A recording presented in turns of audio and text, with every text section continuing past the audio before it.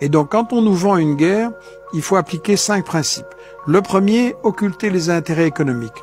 Je parlais des multinationales et du fait que les guerres sont toutes des guerres pour le fric des multinationales, pour maintenir leur position dominante. Et ça, on peut le montrer sur la Libye, la Syrie, l'Ukraine, Gaza, la Palestine, aussi ce que j'appelle des guerres non déclarées, mais qui sont tout aussi agressives, le Venezuela, Cuba, voilà. Occulter les intérêts économiques. Le deuxième principe de la propagande de guerre, c'est occulter l'histoire, parce que les guerres, les conflits, ils ne surgissent pas de nulle part.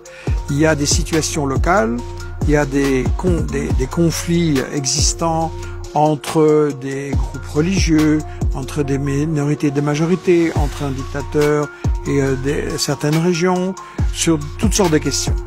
Et ce qui est frappant, c'est que, au fond, ces situations viennent du colonialisme. C'est les Anglais qui ont créé la situation en Irlande en important des colons pour aller coloniser et piquer le blé de l'Irlande. C'est les Anglais qui ont institué l'Inde, qui ont créé la division Inde, Pakistan, etc., qui ont créé avec les Français la situation en Palestine et au Moyen-Orient. Et donc, on peut voir partout les Belges au Congo, au Rwanda, au Burundi, en utilisant les Hutus contre les Tutsis ou l'inverse, etc., le traditionnel diviser pour régner. Et donc là, on a la racine de toute une série de conflits que, à un moment donné, les États-Unis ou la France décident d'exacerber parce qu'il y a un régime qui les embête, parce qu'ils veulent un contrôle plus direct sur la région ou parce qu'ils veulent empêcher un concurrent de s'installer dans la région. Donc, occulter l'histoire. Le troisième grand principe, j'en ai un petit peu parlé quand j'ai parlé de Saddam Hussein et des bébés, des couveuses volées, des oiseaux martyrisés. Et donc, le troisième principe, c'est diaboliser. Si vous voulez vendre la guerre, vous pouvez évidemment pas dire je fais la guerre pour les bénéfices, pour le pétrole, etc. Donc, il faut inventer un motif noble. Ce que Anne Morelli a très très bien expliqué aussi.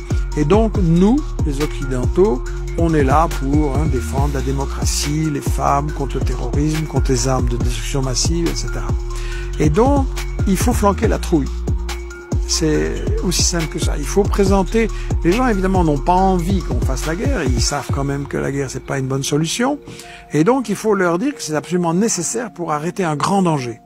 Et donc, on va diaboliser en montrant des images de l'ennemi, le dirigeant ou un groupe dirigeant. On va jamais dire qu'en fait, on fait la guerre contre l'ensemble d'un peuple. Non, c'est toujours... Et on va évidemment, comme je l'ai dit, démoniser, diaboliser avec des images. Très important. Et si on les a pas, on va en chercher